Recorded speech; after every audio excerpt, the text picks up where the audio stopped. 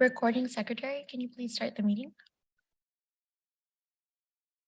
Vice Chair, meeting is now being recorded. Thank you. I would like to call the regular meeting of September 25th, 2023 to order. Now it's time for the Pledge of Allegiance. Ready, begin.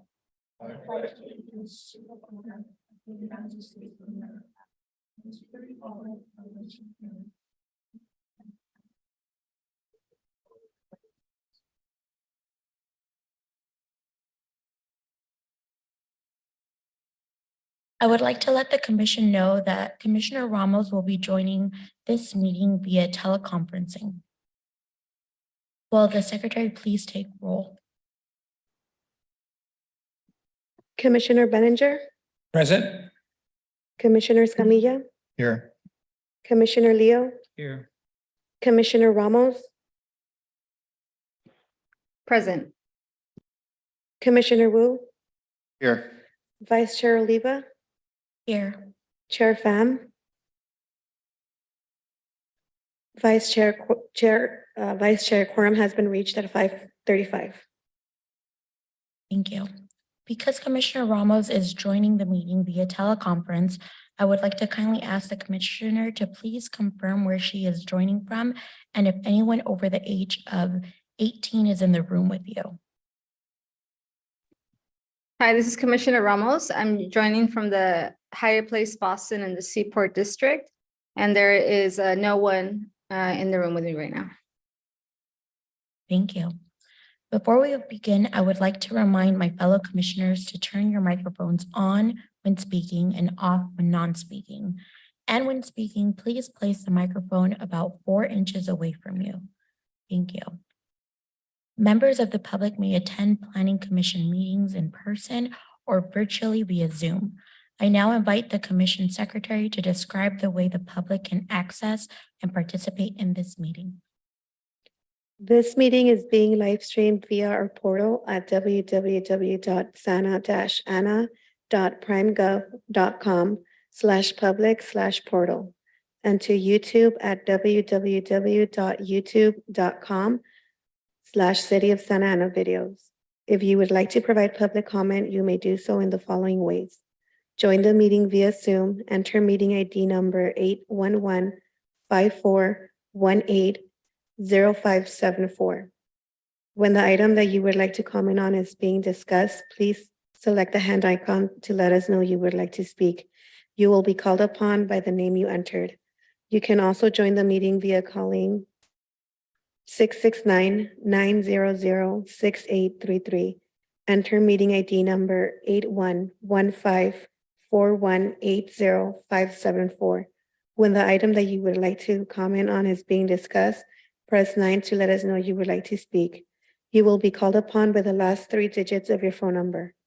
After you are called upon, you may press 6 to unmute yourself.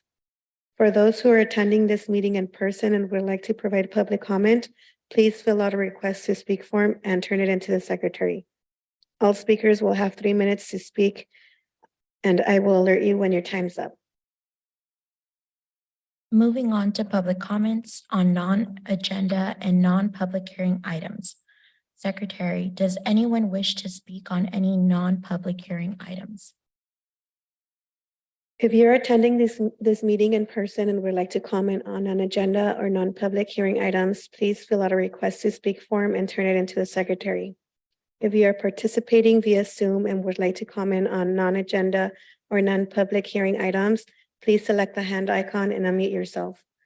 If you are calling in and would like to comment on non-agenda or non-public hearing items, please dial 9 and then 6 to unmute yourself. Vice Chair, we do not have any speakers. Thank you. Moving on to the consent calendar. Is there a motion to approve items A and B? I move. Okay. I'll second. Secretary, oh yeah, a motion, yes. So we have a motion by Commissioner Wu and a second by Commissioner Escamilla. Madam Secretary, please call for a roll call vote. Commissioner Benninger, Yes. Commissioner Escamilla, Yes. Commissioner Leo, Yes. Commissioner Ramos, Aye. Commissioner Wu, Aye. Vice Chair Oliva, Aye. Chair Pham. Motion approved by majority vote with Chair Pham absent. That concludes consent calendar. Moving on to the business calendar, non-public hearing items. This is a time and place for public facilities naming number 2023-02 for the dog park to be constructed at Centennial Park located at 3000 West Edinger Avenue in the Open Space Zoning District. Tim Pagano from Parks and Recreation will now provide a brief presentation.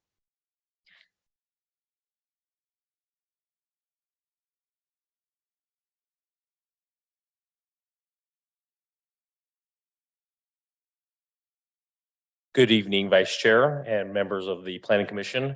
My name is Tim Pagano. I'm the Deputy Director of Parks, Recreation, and Community Services. It's a pleasure to be here with you today. Tonight, we're going to be discussing the naming of the dog park amenity at Centennial Park. And I just want to take you through some background as it relates to how we came here today. So this is some additional information. But to provide some background, let me go ahead and start with the location at Centennial Park was determined to be the first dog park amenity in Santa Ana in 2022. Our staff in Parks and Recreation crowdsourced suggestions from the community to assist in naming the new park, and we did this through community workshops as well as a social media campaign. Over 300 suggestions were received that met the Santa Ana Municipal Code criterion. And out of those 300, we selected the few that were duplicated or were, more popular throughout the process of crowdsourcing and the community workshop. The Santa Ana Municipal Code criterion is as follows. There's a few things that we reference and check against when the suggestions are made. Some of those examples are distinct geographic, environmental, or developmental features in the immediate area, history of the subject site, and then it also goes on to talk about naming when it revolves around a person or a family, and also recognize a person who made contributions to the city as well too. On July 27th, 2023, the Parks, Recreation, and Community Services Commission voted 3-2 to recommend the naming of the dog park to be the Bark Park at Centennial during their July 27th, 2023 meeting. The recommended action is for the Planning Commission to approve the recommendation by the Parks, Recreation, Community Services Commission to name the dog park amenity at Centennial Park, the Bark Park at Centennial, and forward to the City Council for the adoption of Resolution 23-02. And I can answer any questions that you may have at this time. Thank you. Thank you, Tim. For the record, I just joined the meeting. Thank you. Does the commission have any questions for Tim? Commissioner Benninger? Yes, thank you. Bark Park, is that used at any other park in Orange County, dog park? Not that I'm aware of. When we were receiving the suggestions, we didn't check it against any other municipalities. The distinction may be Bark Park at Centennial, which clearly defines that it's at Centennial Park. So that's kind of the direction that we went with when bringing it before the Parks and Recreation Community Services Commission. Let me say, I'm very excited to see a dog. I don't have a dog, but to see dog parks around, I think is a great thing on it, and a good thing on it. Any consideration of naming it after one of our police dogs, like Fusha, as one that was been presented to me? That was the other submittal that was considered by the Parks, Recreation, and Community Services Commission. They had a brief debate and discussion at the dais during their meeting, and Puska was outvoted 3-2. So the majority ruled that the Bark Park at Centennial was the name that they were recommending to the Planning Commission tonight. Commissioner Escamilla? No, I think you clarified that when it's going to be officially Bark Park at Centennial as the official name. And that totally works for me, but I guess well, this will probably come down the road, but other naming opportunities might arise via benches, fences, dog poles. I don't know whatever you guys are putting in there. So I think we can all win out of this if we do want to recommend some naming rights for those that didn't quite make it all the way. Commissioner Wu. I want to state for record that my wife is on the Park and Rec Commission, but I don't listen to her and we did not discuss this matter. I want to congratulate Scott and the staff. I do know the residents enjoyed the public hearing and where they had the input. And so pretty much that the community was very highly involved in selection of the name. I have no other comment than that, other than oh, I shouldn't make a joke about it. Commissioner Ramos. No comments aside. I'm supportive of the staff recommendation. Chair, Vice Chair. Like Commissioner Ramos, I am in agreement and in support of this resolution. And no comments, no questions. No comments from me as well. Is there a motion to approve this matter? Motion? I'll move to approve the item. I'll second I it. second.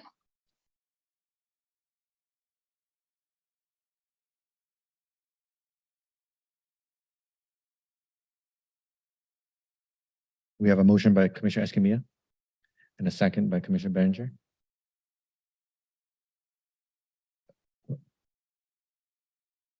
Madam Secretary, please call roll. Commissioner Benninger, Aye. Commissioner Escamilla, Aye. Commissioner Leo, Aye. Commissioner Ramos, Aye. Commissioner Wu, Aye. Vice Chair Oliva, Aye. Chair Pham. Aye. Motion approved by unanimous consent.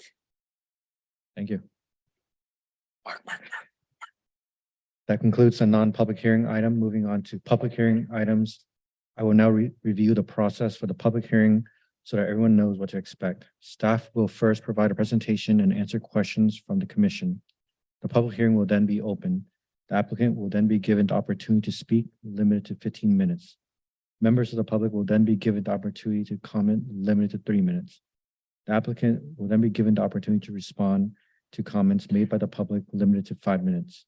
The public hearing will then be closed.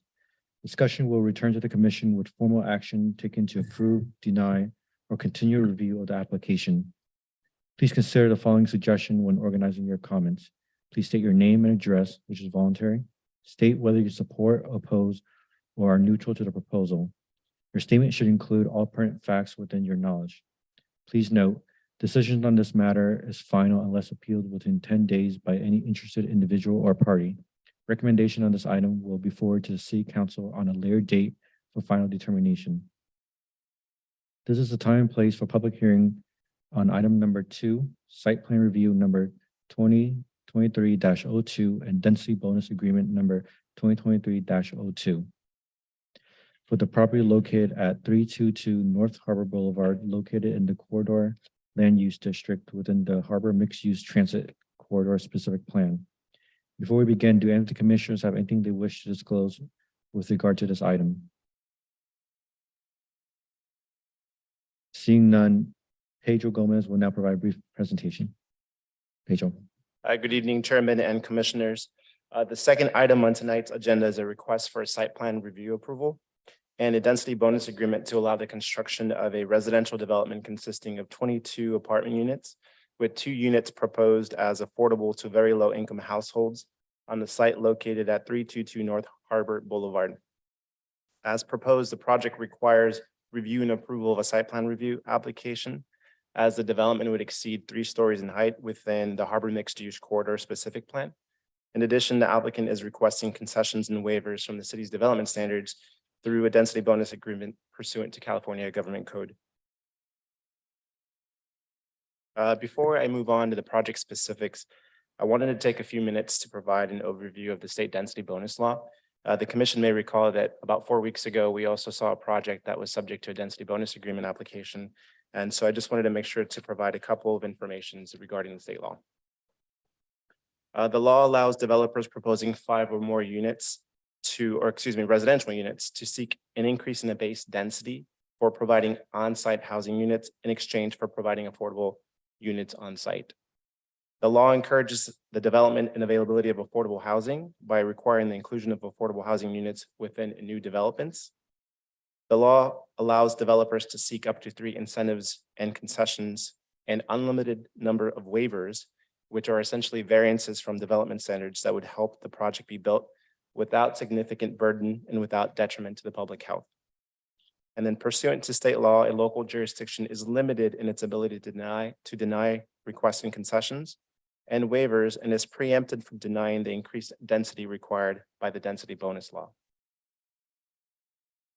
As mentioned, the law constrains the ability to deny requested waivers, but also the law provides that the city cannot apply any development standard that would physically preclude the construction of a development entitled to a density bonus at the increased density or with the concessions or incentives, unless the city makes findings that the waiver would have a specific adverse impact on public health or safety, and there's no feasible method to mitigate or avoid the specific adverse impact.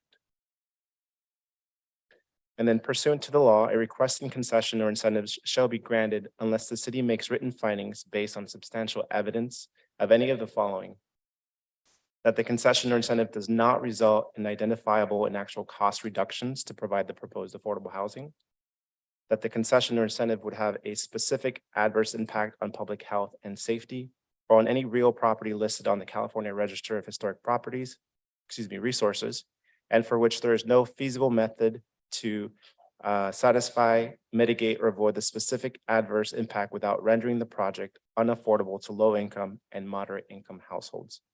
And then lastly, the concession or incentive would be contrary to state or federal law.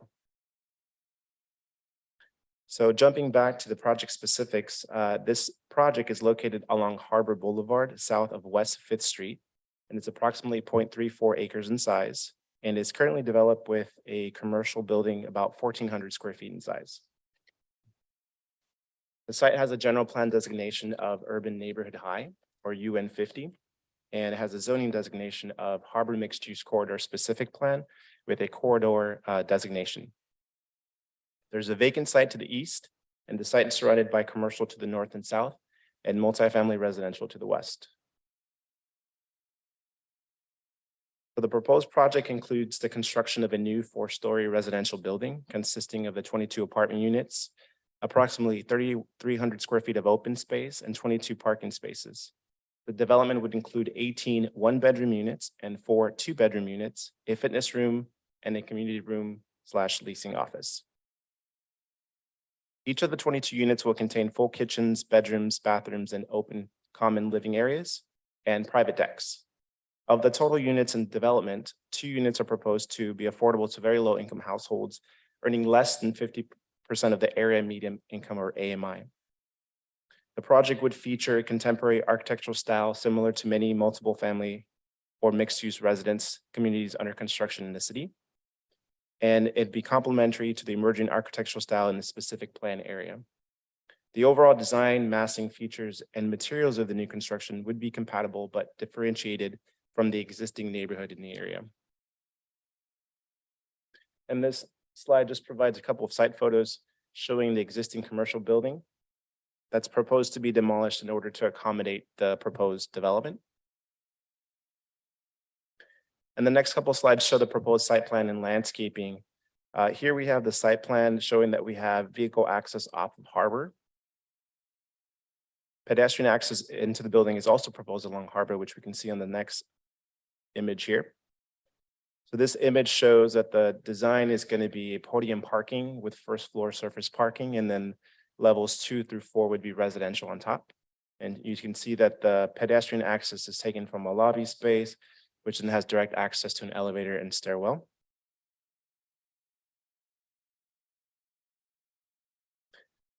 And these 2 slides have the proposed conceptual landscaping.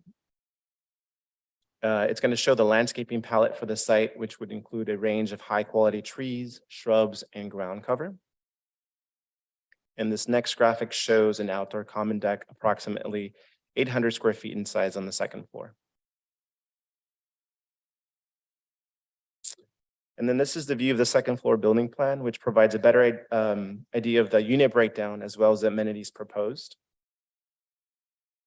The amenities include a approximately 1,400 square foot community room, a separate fitness room, and 6 one-bedroom units are proposed on the second floor area, which are identified as unit plan A1. And on this slide, we have a typical plan for the third and fourth floor, which includes 8 units per floor. Each floor would provide 6 one-bedroom units and 2 two-bedroom units. The 2-bedroom units are identified as B1 and B2, and the 1 bedrooms as A1. And here we have the proposed unit plans. Unit plan type A1 is the 1-bedroom unit, which is proposed to be approximately 581 square feet, and that's the net square footage, with a deck about 50 square feet in size. Unit B1 is the 2-bedroom option, which would be proposed at 959 square feet, also net, with a 50 square foot deck. And this slide shows the unit plan type B2 option, another 2-bedroom plan with 996 square feet in size and 50 square feet deck. And again, each of the units will contain the full kitchens, the bedrooms, bathrooms, and open common living areas. The next couple of slides show the proposed elevations and the materials. The contemporary architectural style would include synthetic exterior board siding, stucco finishes, vinyl frame windows, metal railings, wood framed awnings, split face CMU walls, and high quality architectural detailing. And moreover, the structure is designed to fully screen all mechanical equipment within the structure and parapet walls. Overall, the project would include a design and solid construction materials that would ensure that the project ages well for the duration of the building's lifetime. And here we have the proposed material board, which highlights the materials which were previously discussed. So of the total units in development, 2 units are proposed to be affordable to households earning less than 50% of the area median income, which is currently set about $71,750, which is adjusted for a 4-person household size as published by the California Department of Housing and Community Development, or HCD. The density bonus agreement will be in place for a 55-year term, which where the unit would be rented for occupancy or held vacant and available for immediate occupancy by very low income tenants. And then pursuant to the Santa Ana Municipal Code, an application for a density bonus agreement is required to be approved by the Planning Commission for any project containing concessions and or waivers. The Planning Commission's review of the density bonus agreement is based on 3 findings also outlined in the Santa Ana Municipal Code. For this project, the site is parked in compliance with the state density bonus law and provides 22 parking stalls at a 1 space per unit. The project would have an 11% affordability level. As such, state density bonus law allows a developer to request a maximum density of 35%.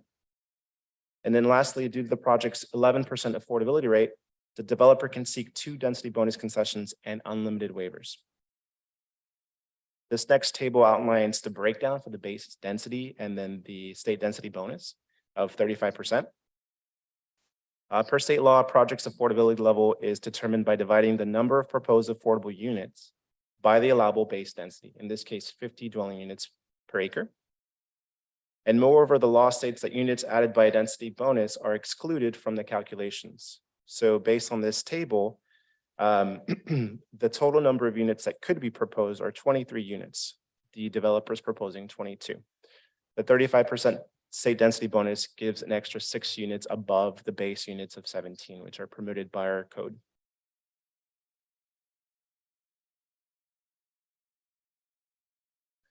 This next slide outlines the concessions and waivers requested by the applicant.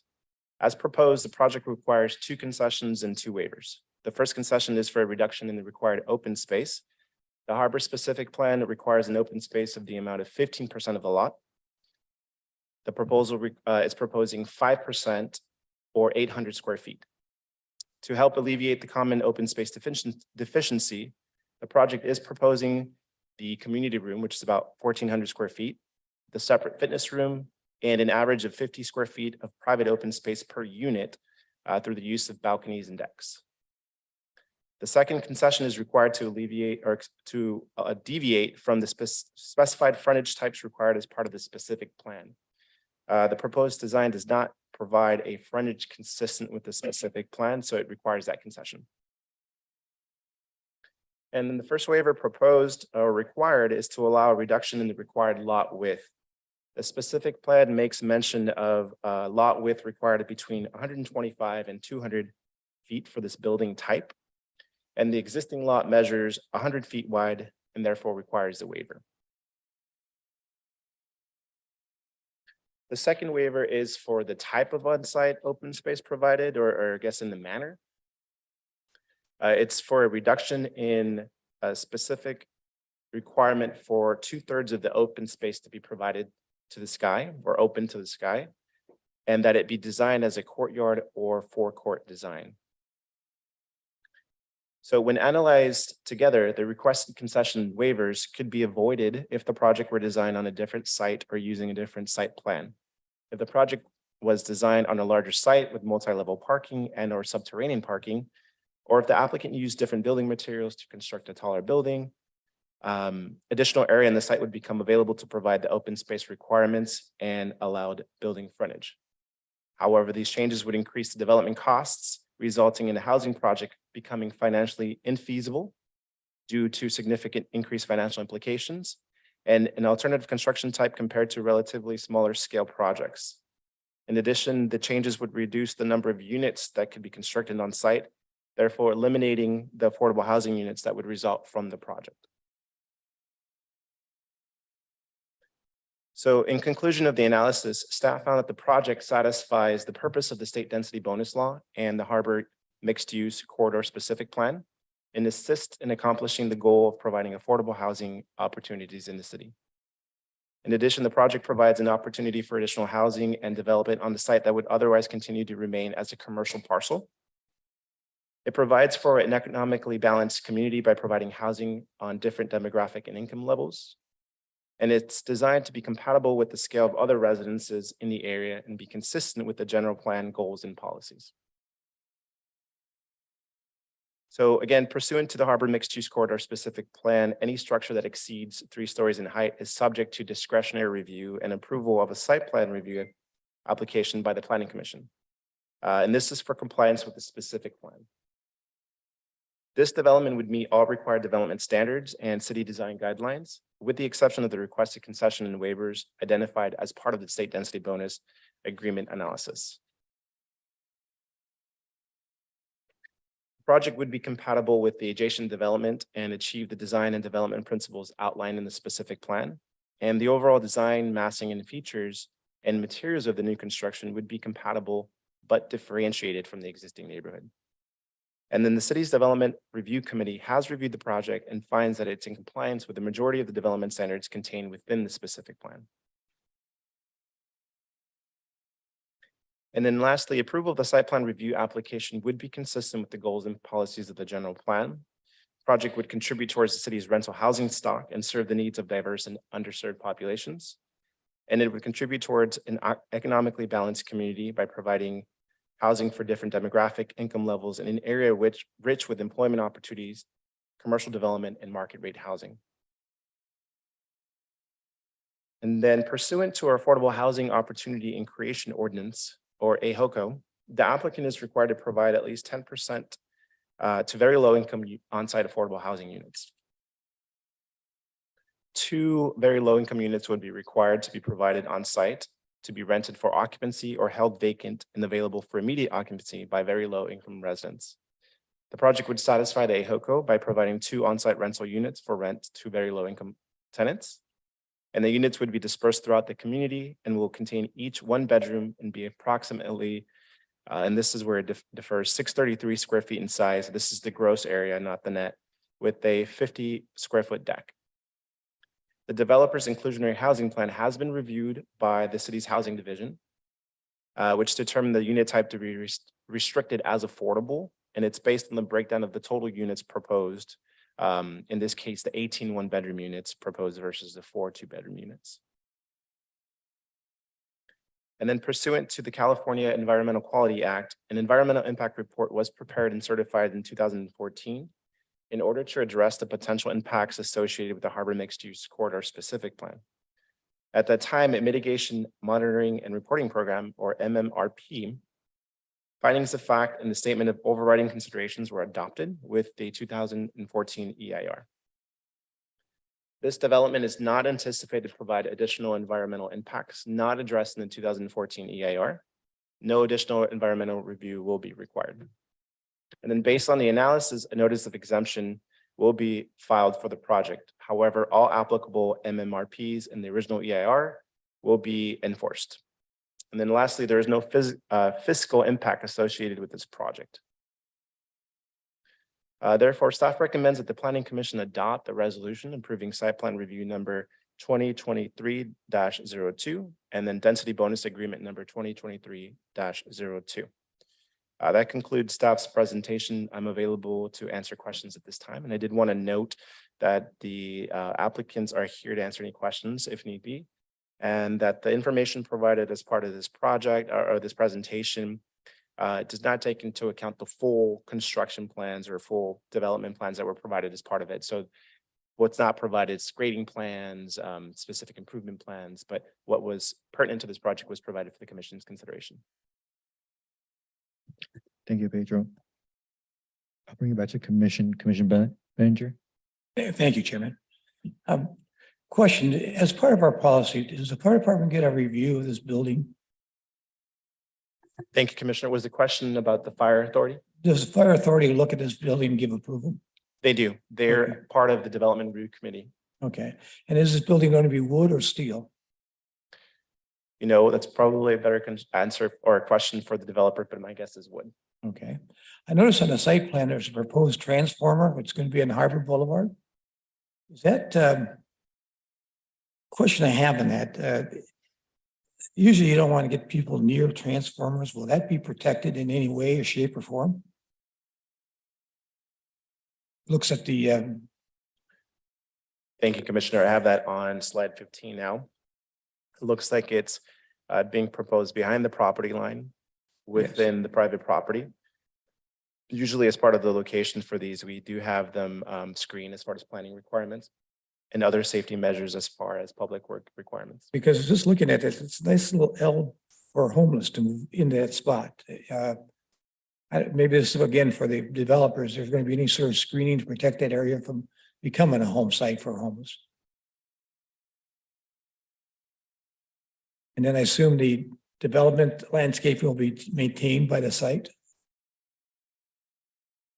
Could you state that question one more time? Okay, Commissioner? I see your concept of landscaping plan. My only concern is that this landscaping will be maintained by whoever manages the site. That's correct. Whether they're going to have a management company, that's a question for them. But yes, as part of our conditions of approval, we've required a property maintenance agreement that outlines upkeep of the site, including landscaping. Thank you. Commissioner Escamilla. Thank you, Chair.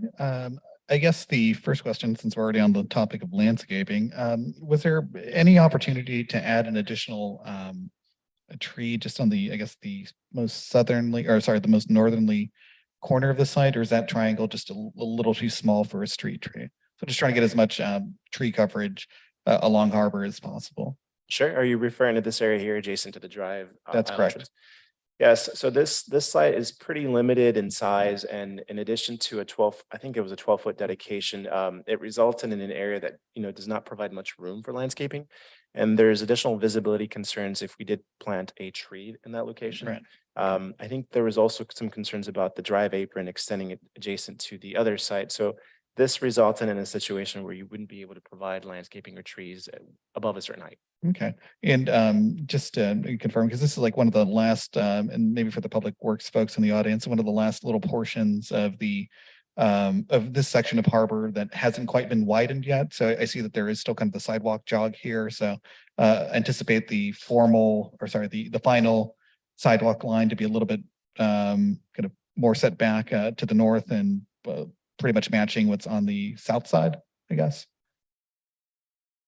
I'm just trying to envision kind of the street will be moving over 5 feet to match the existing dedicated right of way that's currently to the north and the south of the site. That's correct, Commissioner. There's a Public Works required dedication to align that street to make sure it's consistent with their plans. Okay, and I guess just again, since Public Works is in the audience, definitely gonna make the plug if we kind of move towards either a BRT line there. I know sometimes we'll have oh my gosh, pedestrian bikeway kind of protections and requirements, and I really do feel like Harbor with the high bus utilization would be an excellent BRT site. So I'm normally not a fan of widenings, but if we're looking at the potential for true BRT lane, definitely something I think to heavily consider for the site as we get to that optimal width.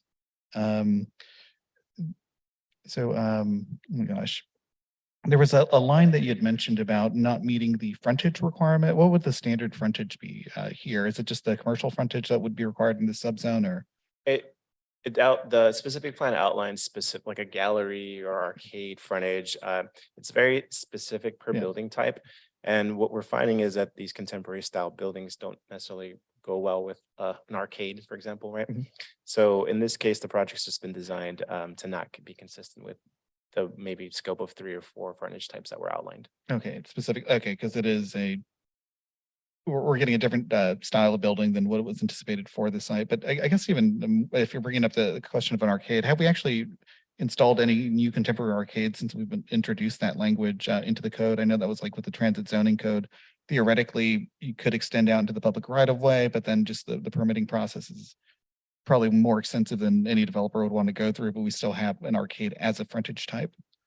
I'm not aware of any projects on the harbor that have incorporated that style. Most of the townhouse developments on the harbor incorporate like stoop designs. That's like a frontage Okay. type outline and permitted in the specific plan. These types of areas that do allow a mix of commercial and residential sometimes call for like a storefront design as well, like a commercial storefront design.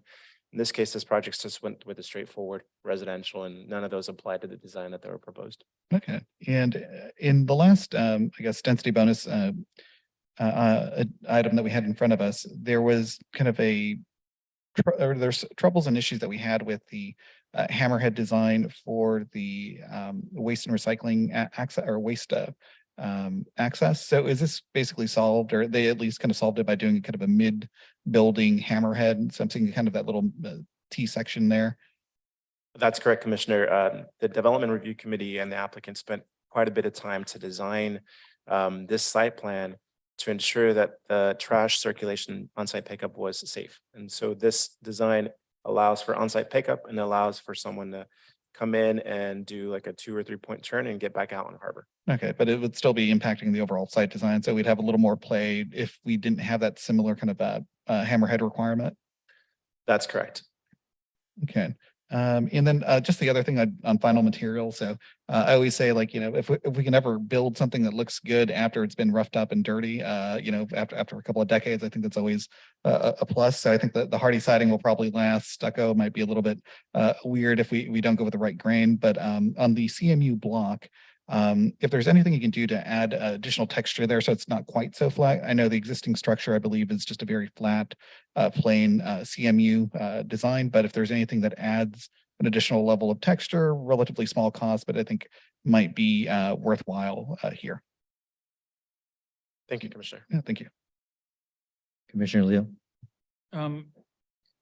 So the parking requirements in the transit corridor specific plan are 1 spot for each unit. I'm just trying to understand, because we have lots of projects that come through and people request 2 spots. And this was 1 and this met our requirement. I'm just trying to figure that out because we have lots of projects, people would demand more parking, and I just want to make sure that we're in compliance. If we're in compliance, I didn't see a waiver, didn't see concession, so parking is in compliance with 1 spot for each unit. Thank you for the question, Commissioner. The parking is not in compliance with the harbor specific plan. The harbor specific plan requires 39 parking spaces. It's 1.5 spaces per unit and then 0.25 per the guest. However, when an applicant proposes a density bonus agreement and they provide onsite affordable, one of the afforded rights that does not count as a concession or a waiver is a reduced parking rate. And so this is it's in compliance with the state density bonus parking ratios, not the harbor plan, but compliant with state code. And we don't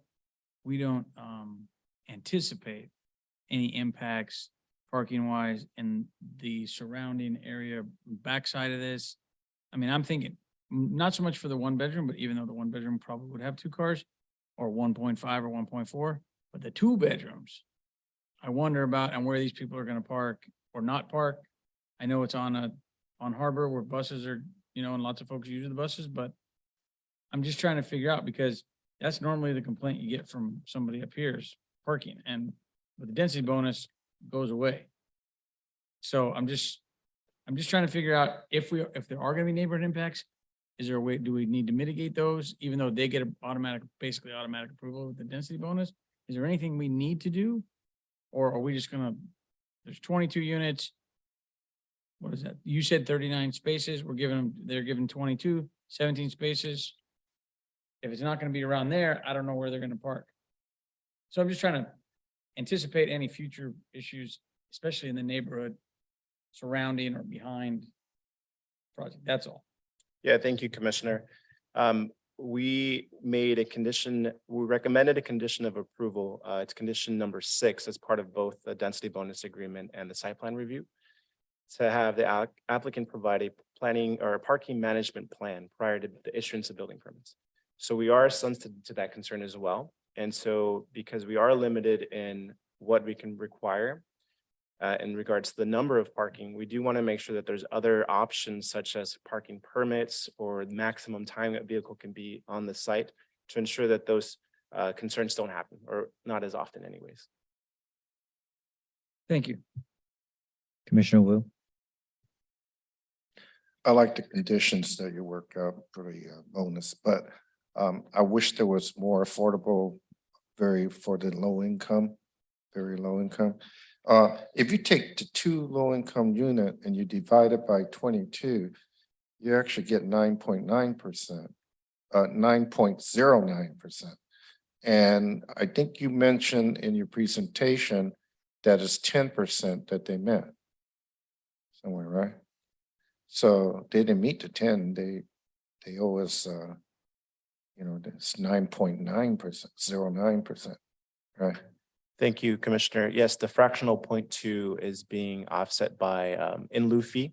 So the way that the inclusionary housing plan is written, a developer applicant is able to provide or satisfy the inclusionary housing requirements by providing all on-site, providing in lieu fees for all units, or doing a split, providing on-site and then paying the difference.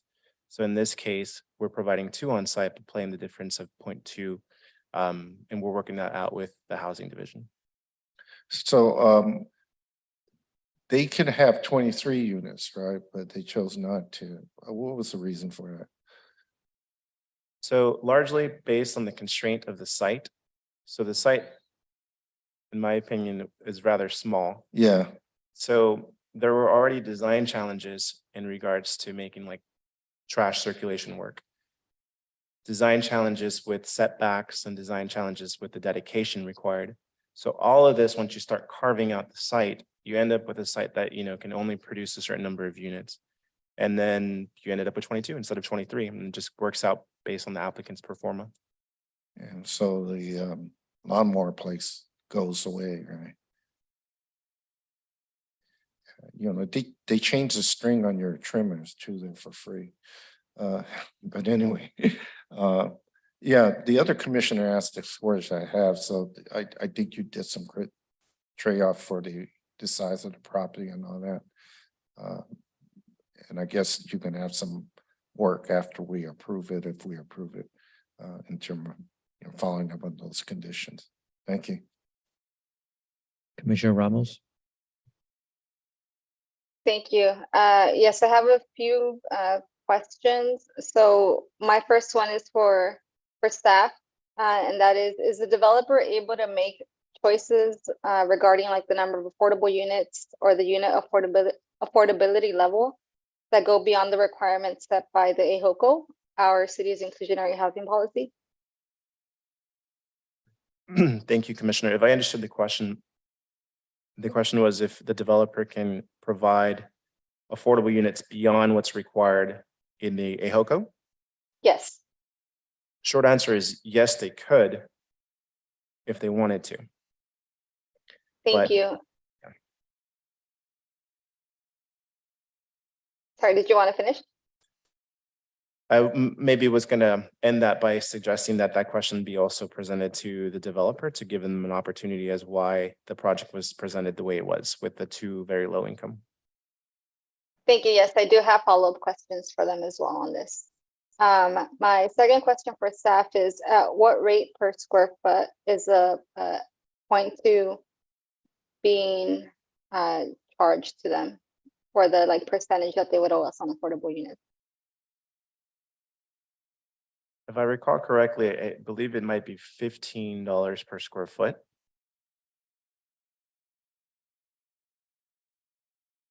We do have Thank you. a member of a housing division too that could possibly help clarify that.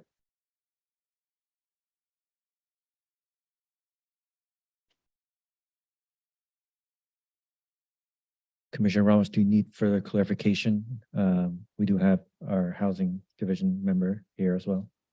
Yeah, if they're available, that'd be great.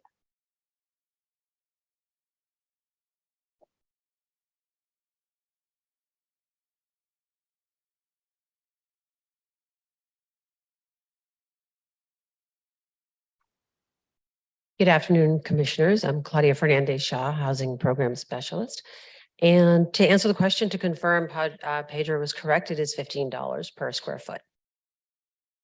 Great. Thank you, Claudia. And then just my last question. So in the staff report, there is a mention that when the city analyzed this project, it identified several areas of concern. And I think some of those have already been mentioned with other commissioners' comments and responses. But can you briefly state what those concerns were? Thank you, Commissioner. I'll do a quick search here, but could you maybe point to a page in the staff report? Yes, give me a second.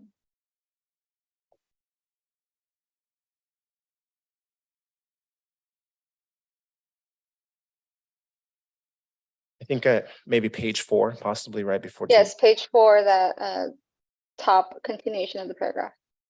Thank you.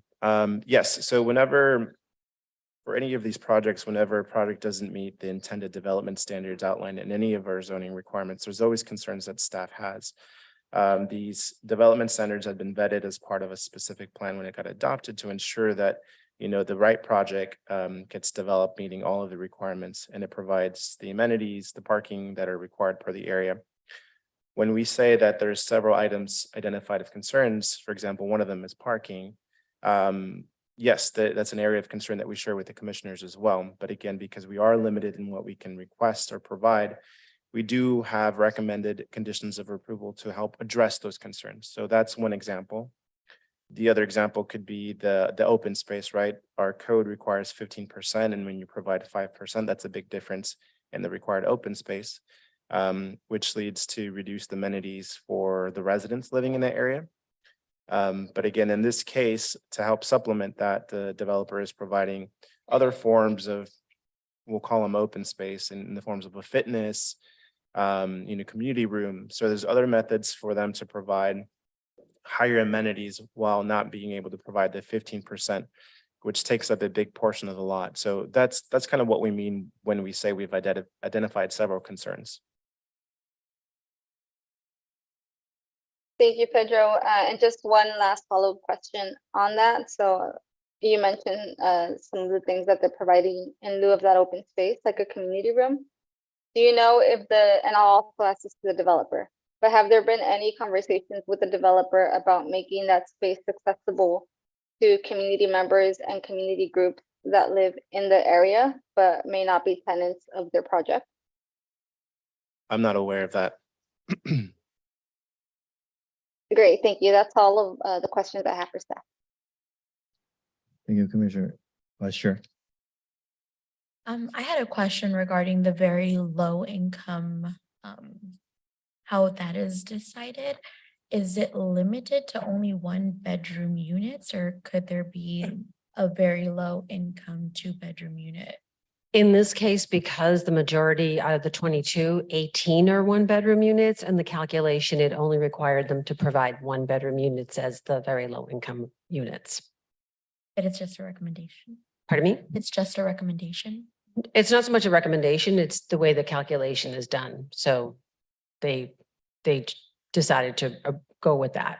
Because it Okay. does, out of the 22, 18 are already are just 1-bedrooms. So when we do a spreadsheet and a calculation, it turns out that the allowable amount should have been the 2.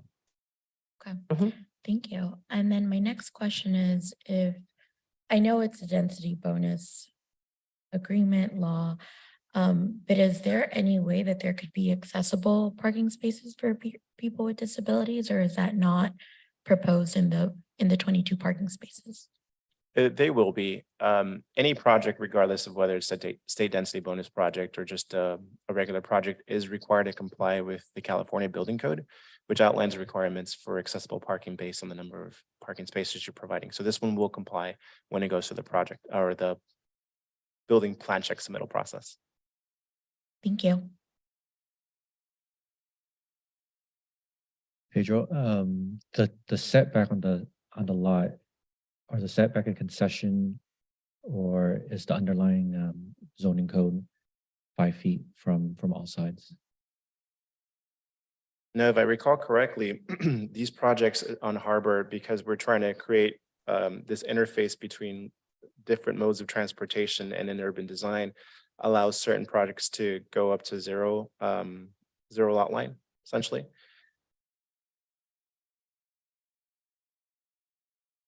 And the adjacent lots, they're zone consistent with this proposed lot as well, right?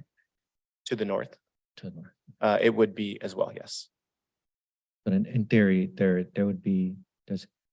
can be a potential project with the same density, since the lots are fairly similar, that would be right next to it. Potentially, if there's wanna maybe speculate, but- concessions, probably, as I mentioned, there is a lot of restrictions based on the site size, Mm. but there could potentially be a project of a similar size here. And there wouldn't be any restriction based on the density of this lot that would restrict the adjacent lot. No, I'm they'd thinking be in terms evaluated of- independently of each other. Because I'm just thinking in terms of adjacent bedroom windows, given that the very restricted setback. Right. So in this case, when we look at these projects, we do take that into account as part of the overall review, as part of a development review committee. Privacy, safety, lighting, landscaping, all of that's taken into account. So if a project were to come into the adjacent site, that definitely would be taken into account. And then on our unit analysis, I know that the state is asking us for 35% of the most intense use potential of the lot. And I'm assuming that's based on the gross square footage of the lot. Does the state ask us to, does the state determine the density, the way we calculate density? Or is it the city's calculating the density this particular way? It's actually, so now with our new general plan and possibly with our old one, it's similar because it does round the calculation up. So you have to remember that the state's goal is to provide more affordable housing units or just housing units in general. So they give deference to higher number of units. And so in this case, anything that's calculated gets rounded up. So if you end up with a fractional, it automatically gets rounded up in terms of the number of units, including the base number of units. And is it general practice for any other cities to calculate the density based on the net acreage after you subtract all the required setbacks to provide the baseline unit count? As far as I know, the requirement for calculation of the base density is the same. It's the gross area that you have. I'm not aware of any jurisdiction that would calculate based on the net. Again, it's the state wants us to provide housing, right? So anything that would allow an opportunity to provide more housing units, that's what it would be. And I know that we conceded on the open space for this particular project. And for that private project, it makes sense to be able to provide the affordable units. But does that translate to our general plans requirement for X amount of open space per capita in the region? Just because we're conceding on the open space requirement for this particular project, increasing the potential headcount. Whereas eventually down the road, we're going to go into a deficit in terms of open space and park. Shouldn't we, or I mean, this doesn't relate to this project, but just in general, shouldn't we allow ourselves the concession when we calculate the open space requirement as well? I think that's one of the area of concerns as we discuss regarding the open space aspect of these types of projects. These projects on smaller lot, it's very challenging to meet the open space requirement and conform to development standard and also include the affordable aspect of the project. So therefore, you'll see many projects asking for concession for open space. It is one that once requested, we as a city are not able to not approve, but what we can do are look for ways to help increase, in this case, looking at additional areas for community space, for example, to look at deck open space, as well as providing the private open space. Being 22 units, obviously, it's not a huge number of units. Therefore, a lot of time, the private open space often becomes a lot more usable for the residents than the common open space. So we believe that the community rooms and the deck, as well as the private open space, address some of those concerns. Do they bring it up to code standard? Absolutely not. But it's something that, as our staff previously discussed, is that we try to look at mitigation to help reduce the impact, but we won't be able to eliminate the impact. On the other aspect, though, the applicant is required to pay its fair share of the park fee, and that's the development impact fee that will have to be paid, and it's not waived. Thank you. Other than that, does other commissioners have any additional questions before we open it to public? Go ahead. So just a quick question, Pedro. Will this also involve the demolition of the existing billboard on site, or has that already occurred? It looked like it was right between the two sites. Should be on the south side. Yeah. Is that like, yeah, that last photo on the left. So if you go to the street view, it looks like it's still not quite part of the other structure. So I'm not sure if this is also going to involve a demolition. Thank you for the question, Commissioner. It's tough to make out where exactly that falls on the line, but I believe that might be a better question for our applicant. Okay. And then I guess as far as the economic impact, I guess I would just like a standardized estimate on, what is it when we actually bring in a person to the city? I know it's kind of hard to tell, based off of varying factors, right? So if someone's extremely high income, orders a lot from Amazon, it'll probably have a different economic impact than someone who's in the low income unit. But just on average, if we are able to have some kind of estimate as far as increased economic activity or standard measure of the impact of adding a person's a person of a given population to the city, what is the economic impact there? I do believe that that's measurable and important to take into consideration when we look at our developments. So if that's at all possible in the future, would love to figure out what that is, but I know it's hard to figure out what exactly that might be. And then actually the site map answered my question, because we do have a bike rack here that I don't think we talked about, but there is bicycle storage on that first ground level. So that was good to include because I think it's also one of our requirements. And then I just have two questions for the developer whenever they're ready. The public hearing is now open. The applicant like to respond to some of the few questions and additional questions.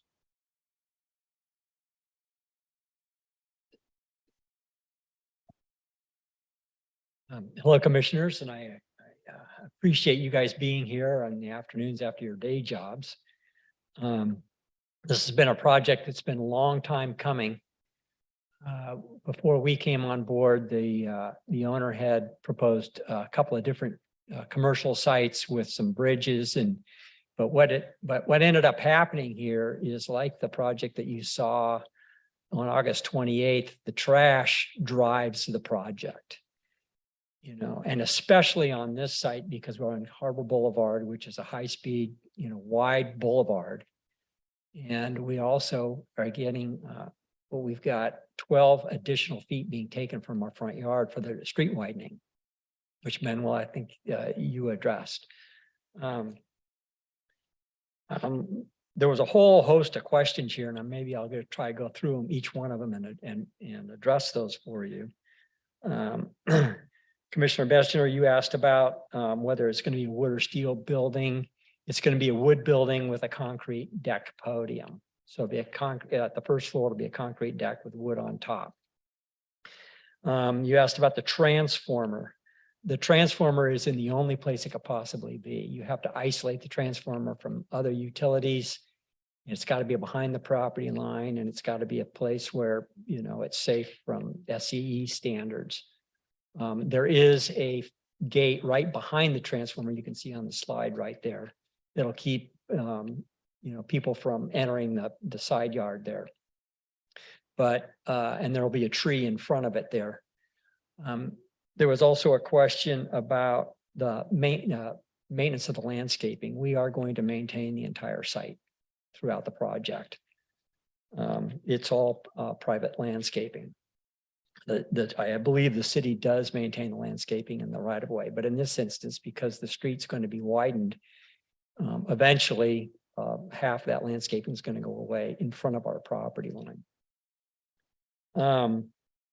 There's the other issue is that this project's got a very wide driveway throat, and that was to allow for a deceleration for the trash truck, turning off and into the site.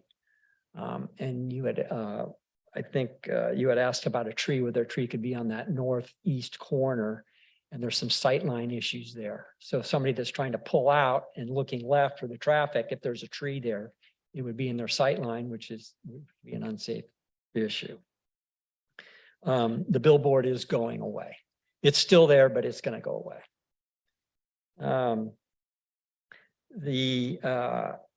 As to parking, the actual parking requirement for this site is 0.5 parking spaces per unit, not 1. So we're actually double what the state allows us to park this site out. We are ourselves concerned with the parking. So as a part of our overall site design, we're so nervous that, we decided to add more parking to the site. And there was a question why don't we do 23 as opposed to 22? Well, when you add the parking required, you would have to go up another floor. And that just would be financially infeasible. We could actually add more units if we did that, but then the building would get just too expensive. And we couldn't afford the additional affordable units that would be required if we went up that additional level.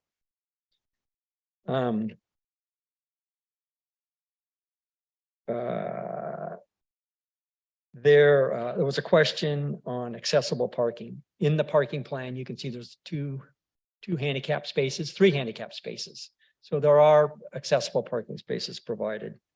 And that is by the building code. And anything that's health and safety related, we're not allowed to deviate from. Setbacks. We are not deviating from any of the Harbor Corridor specific plan setbacks. So we have a 0 lot line front, which actually becomes 0 after the 12 foot of taking. Until such time that the taking occurs, there's going to be a lot, it'll be the appearance of a setback. But eventually when the street is widened, we'll end up with a 0 lot line. But all the side and the rear are all 2 to the city code standards.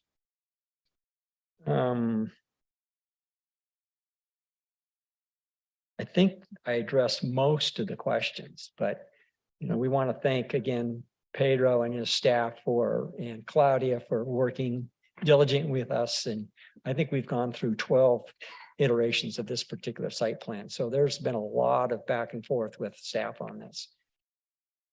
But with that, I can answer any other questions you might have. Thank you for your responses. I'll go down the row. Commissioner Benninger. I appreciate the transformer because from what I understand, what you're describing to me, it will be fenced in, so access to homeless getting in there is not going to be open to them, correct? No, on that side yard, there's a gate behind that transformer. So, I mean, in theory, I guess somebody could hide behind the transformer. But, as a part of our management of our projects, we're going to be diligent. We don't want homeless living in the front, any more than the city does. During the last project, we had a discussion about how much you could rent low-income housing for with an AMI of $71,000. We didn't get an answer on that. We're told there was charts to describe that. So I'd like to ask. Well, Claudia was kind enough to send me, but the rent for a 1-bedroom at 50% is $1,172 inclusive of the utility allowance. So that's what the rent would As a be. land be. Yeah. Very good. Okay. Thank you. Thank you. Appreciate you sticking through this. I know development's not that easy, and especially in constrained sites like this. So I would still echo Commissioner Benninger's observation, even if you add like a very small little, even pony wall, little mini fence, just anything to kind of demarcate that private area in front of the transformer, I think might make a difference just to save you headaches and everyone else got a little headache down the road. Well, I don't believe SCE would allow us to do that. So that would be the SE. Okay. Right. All right. No, if it's an SE requirement, then understood. And I guess I did have a question as a developer. So this would be maybe more generic.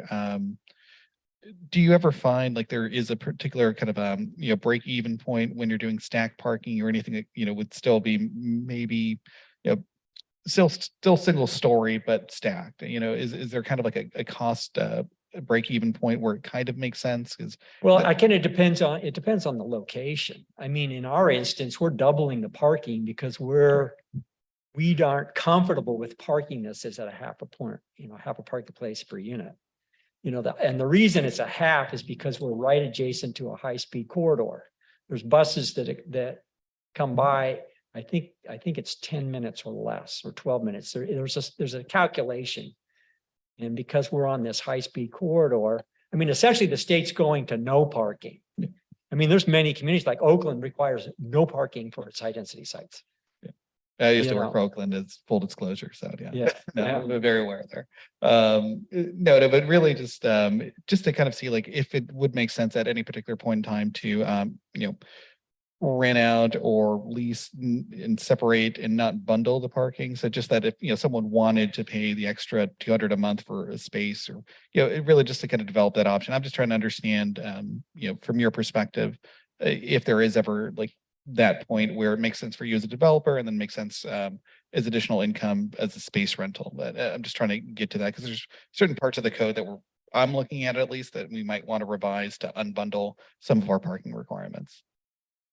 Well, again, I think it's site specific. I mean, there's areas of the city where you can charge a lot more for parking. I mean, if you're in a parking if you're on a site that's adjacent to South Coast Plaza, you're going to have a completely different dynamic than if you're here on North Harbor Boulevard. So, I mean, I think that's a complicated question to be answered here. Yeah, no, in 2 minutes. Yeah, definitely get it, and appreciate your candor. Thank you. Commissioner Leo. Since you're the second type project we've had in the last month or so, the sticking point was trash on the other one. Yep. Is there another solution to it? I mean, we talk about the hammerhead design and trash and just getting the trash out of these. There is a solution.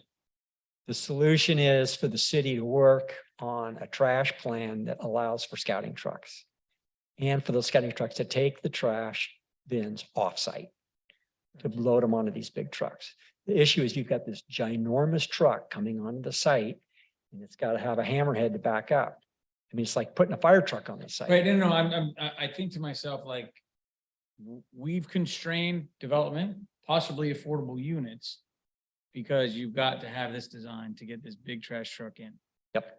And so while the city's driving towards more affordable units and attempting to put in more affordable units, you're hamstrung because the trash program doesn't allow the flexibility you need to do what you need to do. It's a health and safety issue with the engineering department. The engineering department says, we don't want trash trucks parked on Harbor Boulevard. No, that I understand. I get Right? that part, right, So so that drives the trash truck to come on site. right, The only way to keep that from occurring is to allow a scout truck. right. The scout truck doesn't need all these, this giant hammerhead. So I can't solve it. No, Right. I'm asking because as Commissioner Escamilla was like, I'm playing around with certain parts of the code, Yeah. thinking, what can we do? That's another thing. It was raised in questions and comments from the previous developer in another lot about, as we do these sites, that with density bonuses and more density, we need to accommodate the trash part of it. Yep. So that you can get what you need to do and our residents get what they want. So, It's even I- an issue when you're not doing density bonus.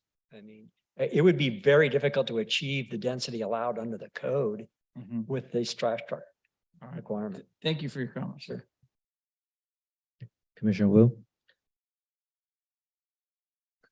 You did a valiant effort on a property with a lot of constraint. And I think with the conditions, I look forward to the follow-up. I do have is that a mayor from Garden Grove with you? That is the mayor of Garden Grove. I thought that's what you see. You got an interest in this property? Ah, okay.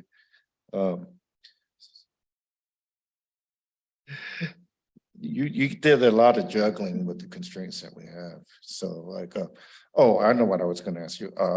Worker housing, would you get any other benefits for calling it worker housing? Cause you got those single bedroom, 1 bedroom units in there. Well, our constraint is we are limited to the Right. resident only being able to have 50% AMI. So that's limitation, whether we call it work or not. I mean, there'll be an unlimited number of people that want to rent that unit. So what we call it, I don't think it It matters. doesn't matter. Yeah. So what it would be priced at for a 1 bedroom? $1,172, I believe, is the limit for a 1 bedroom. Does that include utilities? That includes the utilities. So the actual net rent would be less than that, Thank you. very which much. makes it very difficult to economically Yeah, but you know, put some thought, produce a unit. you put some thoughts behind it, Yeah. didn't you? Okay, thank you. Commissioner Ramos? Yes, thank you. So I want to start off by saying that I understand that you are meeting the affordability requirements, both in the number of units and the AMI level that are set by the state and the city. So thank you for that. And with that noted, I have the following question. The first one, and I think you slightly alluded to it, but how did you decide to provide affordable units at very low income versus extremely low income or acutely low income? Very low is the lowest that's required by the city. So, and the state density bonus law. So the sweet spot for us was providing the 2 units at very low. If we went below that, then the project would become financially infeasible. Because it again reduced the rent from there. Okay, so then is that the same reason that, I know there were also questions about whether you could have done the 23 units versus the 22. So In knowing that, Right, in order to do 23 units, we would have had to go up another floor. We'd have to build a whole nother floor. There's just isn't any physical room left in this building as designed. yeah, so with that understood and knowing that the limitation was 22, was there at any point the consideration of making 3 of those 22 affordable? Well, technically, it's 2.2 that are affordable. So we're paying a $22,756 fee into the housing fund that will be used to provide an affordable unit somewhere else in the city. So in effect, we are providing more than 2 units. Just one is in a partial fee. Okay, thank you. And then, so also understanding that the requirement is to provide 2 of those affordable units at the 1-bedroom unit type. Was there any consideration to make one of these affordable units a 2-bedroom unit type? No, it would further diminish the rental income. So since we had 18 units out of 22, the ratios were such that we were allowed to do the 2 1-bedroom units. But to provide that rent restriction on a 2-bedroom unit, it further reduces or erodes our performance, and it just becomes financially infeasible. Thank you for that answer. And then the last question is not related to the affordability, but more so to the open space and what you're doing to kind of meet that in different ways. So I know there's mention of a community room, and my question is, have there been any discussions on making this community room accessible to non-tenants? So other community members or community groups, like any local neighborhood association meetings, etc. That would be the purview of the residents themselves, but no, we're not planning this. This building is enclosed, it's secure to the residents. And so the community room is not available to the general public. Is that something that you would consider? I don't think so. Okay. It creates a safety concern for the residents themselves. So. Okay, that's unfortunate to hear, because I know many great examples of other developments that are doing this and making their community rooms accessible in a very safe and secure way to other community groups. So I would ask you to reconsider that moving forward. But thank you, that's all. Okay. Vice Chair, No additional questions. are you considering security personnel on site, given the location of your project? No, not the size would not allow for an on-site security person. The Okay. building is secure itself. I mean, Right. the public can't go into the lobby, the public can't get into the elevator room. And, it's not gated. So, there will be security, built into the site, but there won't be an on-site security person, I believe, at this time. Isn't that correct?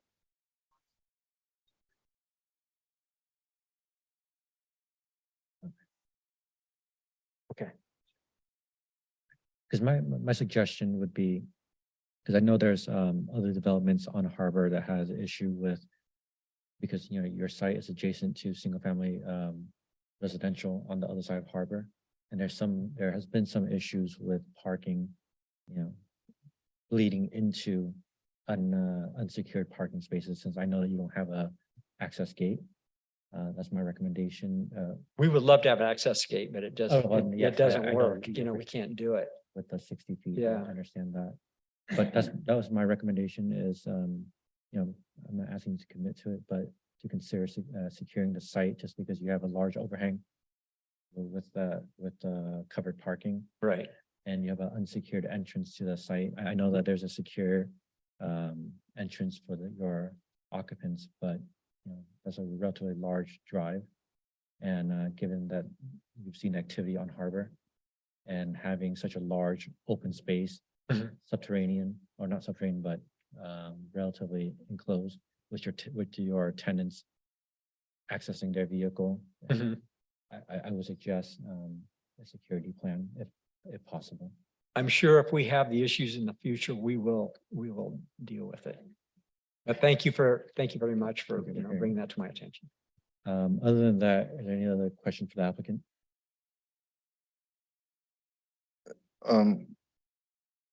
It's a small project as compared to a 300, 200, 500 unit, right? because it's only 22 units, right? Correct. So by that scale, you don't have a lot of flexibility, it's not that big of a yard. Thank you. Thank you very much. I'll remain, available for more questions if needed.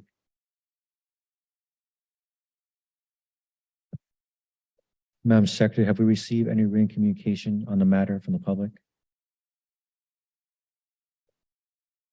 We have not received public comment prior to the 4 p.m. deadline. If you're attending this meeting in person and would like to comment on this item, please fill out a request to speak form and turn it into the secretary.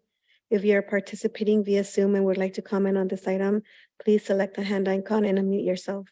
If you are calling in and would like to comment on this item, please dial 9 and then 6 to unmute yourself. I will wait a few seconds.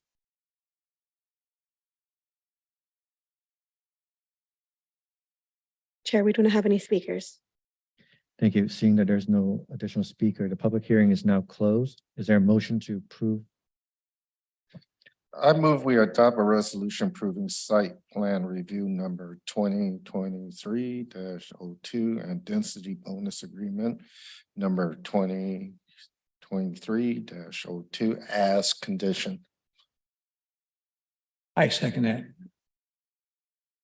We have a motion by Commissioner Wu and a second by Commissioner Benninger. Madam Secretary, please call roll. Commissioner Benninger, Aye. Commissioner Escamilla, Aye. Commissioner Leo, Aye. Commissioner Ramos, Aye. Commissioner Wu, Aye. Vice Chair Oliva, Aye. Chair Pham. Aye. Motion approved by unanimous consent. Congratulations. Thank you, Pedro. That concludes the business calendar. Moving on to staff comment. Min, do you have any comments? We have no comments. Thank you. Bring it back to the commissioners. Does any of the commissioners have any closing comments? Well, felt very good tonight, the participant, of the way he answered the questions and this group, the questions that we asked. So I think we did a good job tonight. I do think, to follow up on Leo's comments, it may be interesting to have Public Works come in and talk about this trash removal and what we can do, because it seems to be a sticking issue of difficulty in some of the developments of how to get the trash out. So maybe a good point to Public Works to talk to us what could be done. I also like to thank staff for the presentation on the density bonus trade-off and the lining that up for us and reviewing the law itself. That was kind of helpful in understanding this project. Commissioner Escamilla? Yeah, I think definitely echo Commissioner Benninger's concern. So yeah, if we can figure out more about those scout trucks or the other options that it might be available, even if it's a very well, it's never pleasant to reopen a contract, a trash contract, but if we can make minor modifications within the purview of the contract for these urban locations, I think would be worth discussing. And the only other, I guess, two little things. Min, you were missed at APA California Fresno, so I know you sent Ali in your stead. It was great catching up with them up there. So you missed out, but next year, I guess. And then just general observation. I'm not sure where the city is on this, but the Bark Park area. So the area right in front is kind of this weird thing where it's not quite Fountain Valley, it's not quite Santa Ana, and it's only it's an unincorporated island. It's like the Fountain Valley Island. So everything south of, I believe it's Edinger there, is unincorporated. But the rest of the Santa Ana River, kind of that's within the Santa Ana city boundary area, is typically either Santa Ana or at least kind of halfway through. The city official boundaries are at least halfway through the riverbed or that midpoint. I do think it might be worth considering for the city to take a look at a potential annexation of that county island, basically just to give you additional interface between Centennial Park, Bark Park, and the waterway itself. That would add to the options for like available open space in the city. So, now that we're talking about Bark Park, I really would like to extend Bark Park as far and close to the riverbed as I can in the city of Santa Ana, but unfortunately, it's technically not in the city of Santa Ana, but might be able to be remedied. So I just wanted to bring that up, and that's my comment. Commissioner Leo? Yeah, since this was our second project like that, I think some of the things that have come up are, there's a theme to it. And we're gonna have more of these, right? We've got these smaller parcels along our urban thoroughfares. So obviously trash is gonna be something we're gonna have to figure out how to do, whether we talk to Republic or not. We gotta figure this one out. We've made a definite decision, affordable housing over open space, and the residents are just gonna live with it. We gotta find a more open space. But I'm just saying, as we go down this road, we need to educate the residents, like, look, we're trying to get you affordable housing. Unfortunately, we have to sacrifice something else. I think Commissioner Escamilla's concept about economic impact of individuals. We are adding more residents to the city when we do more projects. So what is the economic benefit or economic impact to the city? Plus and minus, right? Use of sewers and water. I mean, because if we produce an economic report for the city's health economically, but we added more people, did it make us stronger financially or not? And what can we do to improve that? Commissioner Ramos's comments about community rooms. School district, the school district needs to partner with us and provide community rooms. If this developer was unwilling to do it, school district needs to give us space, or churches, whatever we need to do for community rooms. The other thing is, I think we're finding a way through these difficult lots. Today is much smoother than the first time, but also we got a lot of these lots all over the city. City owns most of them or some of them, and we're trying to put more housing on it, but they're gonna be rough. And Pedro, maybe just assign Pedro to all those, then it's easier for him to. Well, he explained everything today. It's like, look, you can't do much. This is what we did. Okay, and move down. So I appreciate Pedro, I appreciate it. And I think I think of getting the concept, like, we're gonna do plenty of these over the coming years just because of the city and the need for housing. Those are my comments. Thanks. Commissioner Will? All right, you already spoke. I'll take that back. I don't know. We do need housing. We need jobs. We need water. I don't know how you balance that all out. Okay. Yeah. Now, but I'd like to point out that if you look at what we have done, the city has done a great job in meeting the needs. Maybe other cities need to step up. We have said this for what, decades? Other cities need to kind of step up and provide that low income housing. They can't just all be housed in Santa Ana, although we do welcome and we're not trying to chase people away. But it's a matter of like reducing low income housing in other places and other communities as well. Because that becomes a health and safety issue for us if it's just a concentration where we're not getting a diversity of income levels. I do agree with that. I don't know what to do about that other than analyzing what properties we do have left and seeing what we could do. You don't want to go away of having those capsule housing that you have in Japan where you're just in a sausage tube, right? And you share a bathroom because we don't know how to share in here in America. So, you know, there are different housing designs that we could have based on different culture, you know. We could have rooftop gardens, you know, rooftop community rooms, right? That's something we don't look at. We're looking in this case what an open roof kind of way for green space. So there are different ways to do it, but I think there's sometimes the property itself constrains us, you know, and that was a good question on the billboard. You know, I would hate to have that looking at my bedroom window. Thank you. Commissioner Ramos? Yes, I want to echo, I believe it was Commissioner Wu and then Commissioner Leo's earlier comments. Thank you, Pedro. I think it was really helpful that you provided us with like the foundational context on what type of action we could take tonight. So that was really great. And I think it'd be great if we can continue to receive that in the future with these projects and other projects where there might be limitations that we have. I also want to support the earlier request to have Public Works come and speak to us so that maybe we can also ask questions and start thinking about how we can address some of these like trash issues or the limitations that they're putting on development.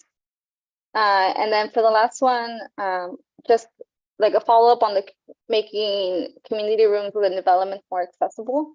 I think that we need to use also that includes existing areas like Commissioner Leo mentioned, with schools and churches. But I think that we also need to encourage developers to provide additional community benefit and making their community rooms accessible. And I personally know of several developments in Santana that have done that and have done it well. So I'd be happy to share those with staff, and if any way developers can be encouraged to start thinking about that early on. I think that would be great. I know it can't be required of them, but if they can consider it and if you can do it, I think that's going to make a big difference, especially as we struggle with a lack of adequate open space throughout the city. And that's all. Sure. Yeah, I want to thank staff for the presentation today. I think there was a lot of clarity going into it, and I think that really helped us just process information a little bit better. But I do want to just highlight that, yes, more housing is needed, but affordable housing is needed. Open space is needed. So I really want to see if there's any way we can actually look at the quality of life we're giving to residents, future residents, new residents that are coming into the city. I don't think people want to be just completely, because this was an intense bonus agreement, right? Like it was like the more intense, I think that's what it said on the slide, but just trying to give people a better quality of life wherever it is that they're living. We do need housing. I don't think we need to just compact people into just tight city parcels. So if we can consider that in future developments. Thank you, Vice Chair. Pedro, that's a great job. Potentially down the road, if we've done multiple of these projects, I think with the rich experience that we have, maybe we can produce a case study, something to publish, since we might be taking the lead on these smaller infill projects. I think that'd be something that'll be great for other cities to reference, and then give ourselves a baseline of how to kind of evaluate future projects, seeing what's done well with these projects that we've approved, and then be able to kind of provide better input for future projects. I think that'd be something that'd be very interesting. Additional work on your plate, of course, but something that would be pretty interesting. Other than that, seeing there's no other comments, Commissioner Leo. Do we need to reverse our vote that we excuse Bao's absence? Because he's here. We didn't consider him absent. Oh, we didn't? No, Okay. when he arrived at 5:41, he mentioned it and Okay. it was in the I just record. want to make sure we didn't vote him absent No. and, yeah. Yeah, exactly. Sounds good. Since no other comments, meeting is adjourned. Next regular meeting will be held on Monday, October 9th, 2023, 5:30, council chambers.